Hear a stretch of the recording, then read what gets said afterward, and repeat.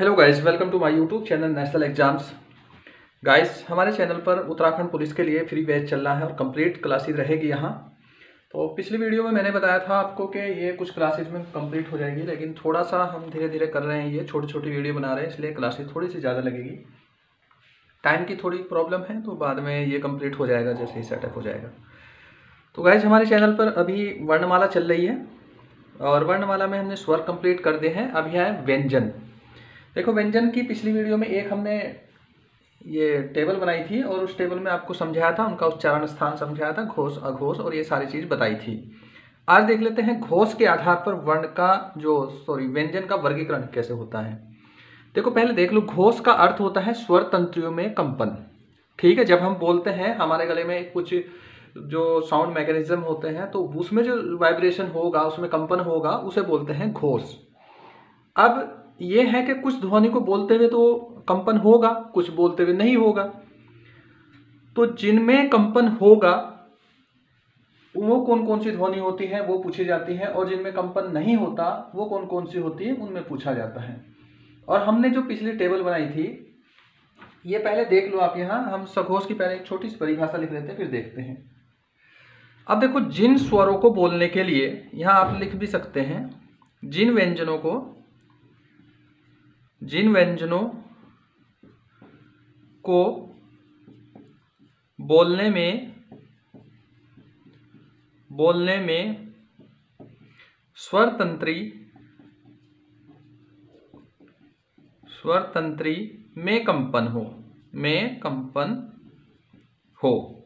अब देखो, जिन व्यंजनों को बोलने में स्वर तंत्री में कंपन होगा तो उसे हम बोलेंगे क्या? सघोष बोलेंगे। अब ये व्यंजन कौन कौन से हैं, मैंने जिन्होंने पिछली वीडियो नहीं देखी वो देख ले।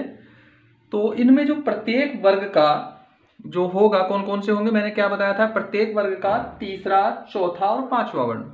तो कौन कौन से इसमें तीसरा था प्रत्येक वर्ग का, ये आप अपने से कर सकते हैं, थोड़ा देख सकते हैं, और चौथा और पांचवा वर्ण।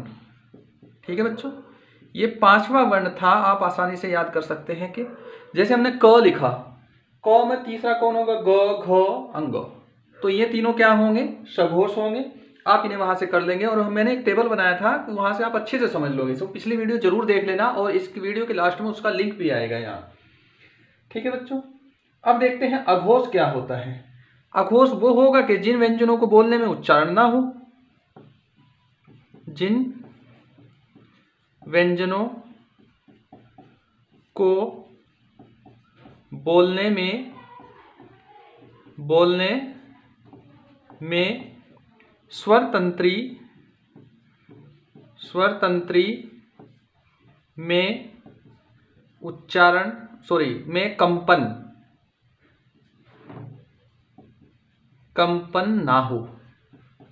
ठीक है बच्चों, ये आप लोगों को ध्यान रखना कि उन्हें बोलने में स्वर तंत्री में कंपन ना हो।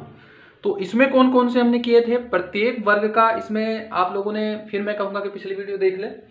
तो हमने एक टेबल में बनाया था, प्रत्येक वर्ग का पहला और दूसरा था इसमें। ठीक है, तो यानी कि प्रत्येक वर्ग का पहला व दूसरा वर्ण था इसमें। ठीक, और इधर भी लिख लो वर्ण था। अब ये जो लोग नए होंगे इस वीडियो में, उन्हें थोड़ा समझने में प्रॉब्लम होगी, इसलिए मैं कह रहा हूँ कि हमारे YouTube चैनल पर जाए, प्लेलिस्ट में सामान्य हिंदी लिखा हुआ, उस प्लेलिस्ट में सारी क्रम से वीडियो है, 1 2 3 4 5 क्लासेस है। ये सारी क्लासेस देखने के बाद आपको किसी कोचिंग में जाने की जरूरत ही नहीं पड़ेगी, और लगभग आपका कवर हो जाएगा यहाँ से। तो बच्चों, ये होते हैं घोष के आधार पर व्यंजन, अघोष और सघोष। ठीक है, तो अगर आपसे पूछा जाए कि कौन सा सघोष होगा, कौन सा अघोष होगा, वो वहां से आप इसे कर लोगे। अब अगला मैंने आप लोगों को बताया था कि प्राण के आधार पर व्यंजन कैसे होते हैं, प्राण के आधार पर। तो उन्हें भी देख लेते हैं एक बार।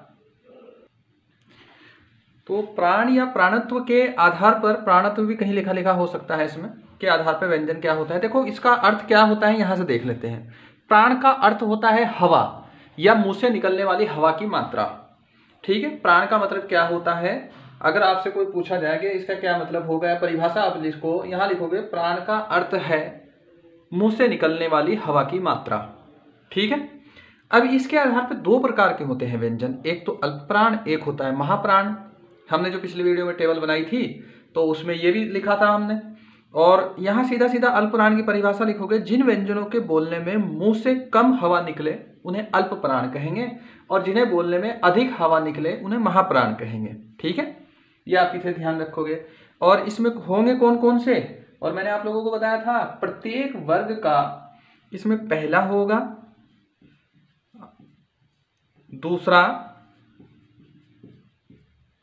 तीसरा, प्रत्येक वर्ग का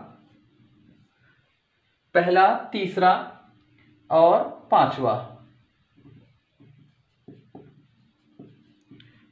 वर्ण आएगा। ठीक है, ये वर्ण आएंगे। अब ये पहला, तीसरा, पांचवा क्या है, पिछली वीडियो देख लो, वहां से रहेगा। और देखो, जो लोग पहली बार इस वीडियो को देख रहे हैं, आप शुरू से देखना, क्योंकि हमारे यहाँ पढ़ाने का तरीका थोड़ा अलग है, हम बिल्कुल टॉपिक एक दूसरे से जुड़ा हुआ है। ठीक है, और इसमें क्या आएगा, प्रत्येक वर्ग का दूसरा और चौथा, तो यहां आ जाएगा दूसरा और चौथा वर्ण। ठीक है बच्चों, आप इसे यहां से ऐसे देख लेंगे और इसे करेंगे यहां से। तो देखो, ये थे प्राणत्व के आधार पर, इतने छोटे से हैं यहाँ। और ये क्वेश्चन यहाँ से ग्रुप सी में कई बार पूछे गए हैं कि इसके आधार पर आप बताइए अघोष वर्ण कौन से हैं, सघोष वर्ण कौन से हैं, अल्पप्राण कौन से हैं, महाप्राण कौन से हैं। और ये जो वर्णमाला का सीरीज है, आप इसे अच्छे से कर लेना, नहीं तो बड़ी प्रॉब्लम हो जाएगी। ठीक है, यहाँ से क्वेश्चन काफ़ी आते हैं। तो बच्चों, ये इतनी है छोटी सी वीडियो मैंने आज बनाई है। इसके बाद दूसरी वीडियो अभी आपको थोड़ी देर बाद मिलेगी, आप वहाँ से इसे कर लेना। तो ठीक है बच्चों, मिलते हैं नेक्स्ट वीडियो में। अभी थोड़ा सा हमारे सेटअप की प्रॉब्लम हो रही है, नहीं तो बाकी सारी चीज़ आपको टाइम टू टाइम, एक एक दिन में 2-2, 3-3 क्लास आपको मिलेगी। चलिए बच्चों, मिलते हैं नेक्स्ट क्लास में।